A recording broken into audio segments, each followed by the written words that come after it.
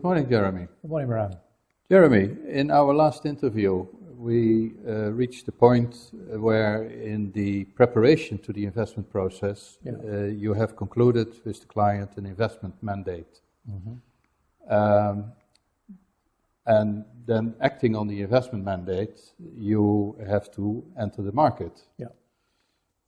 You have also mentioned in the past that many investment managers fail to beat the market. Yeah. Could you, in today's talk, explain why so many investment managers fail to beat the market? Well, again, it's going back to the fact that there's so much competition primarily, and there's so much access to data that it's very difficult to do something that's going to give you an edge on the marketplace. After all, we are all the market. And it's a zero-sum game. We are all the market. We hold all that's available. So if somebody's going to win or beat somebody else, they have to do something the other person's not doing. Mm-hmm. They have to buy something or sell something the other person's not doing. If they think Nestle is going to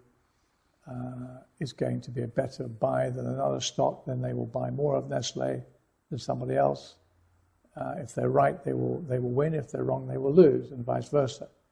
So we're all average before costs, but we're below average after costs. As we said before, costs matter.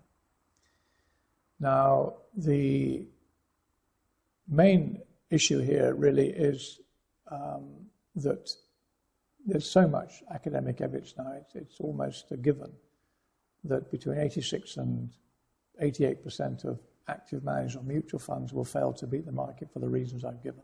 Mm-hmm. Why do they fail to meet the market? Primarily because they are trying to achieve something which is today unachievable. It wasn't 50 years ago, 30 years ago. It was very achievable and worked very, very well, but not in today's market. To quote the great economist Maynard Keynes, when the facts change, I change my mind. What do you do, sir? Well, the facts today have changed because of the reasons I've given. And so most of us will be far better off to accept the market rate of return and the market risk and index rather than paying an active manager who, most of them, not all, but most will fail to beat the market. Can you explain, for the benefit of our viewers, what you mean by the index? Well, the index is effectively a most of them will be done by capitalization of businesses, of stocks, companies, and the index would be assembled in the proportion in which those companies were represented in the index by their capitalization. Now, there's an argument where that perhaps is not perfect, but we don't have time to go into that, perhaps on another occasion. So effectively, if you're buying into an index, you're buying a bit of everything. You're buying into the entire market. To give you an example, Standard & Poor's, which is the company that owns most of the, it's a research and a data gathering company, which has an index which comprises of the top 500 companies in America by capitalization of their businesses. Okay.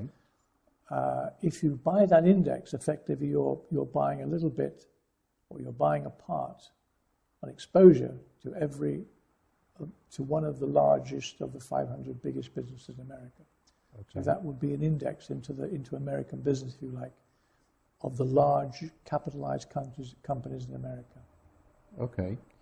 So basically what you're saying is an investor, particularly from a point of view of cost, should be index invested rather than through an active managed. Well, we think so. Now, some managers will beat the market over a period of time, and that may be 10% or less, because of course all the facts, all the statistics that we look at with the managers that have failed have something called survivorship bias, because the data does not include the 10,000 or so mutual funds that have gone broke in the last 30 years. So if we factor in the data, which is not there, of all the businesses which no longer exist, all the mutual funds that no longer exist, well then that ratio of managers that would fail is much higher. So maybe in reality we're left perhaps with 5% of all active managers in the world with money are actually effectively beating the index. I think you have to ask yourself, what chance do you have of reaching those individuals or those companies? Mm-hmm. And if you do, then for how long will they be there? Thank you, Jeremy. That was very interesting. So there you have it. If you're invested through an active investment fund, you may find it difficult to beat the market.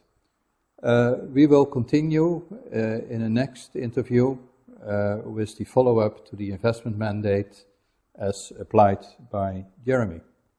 Thank you.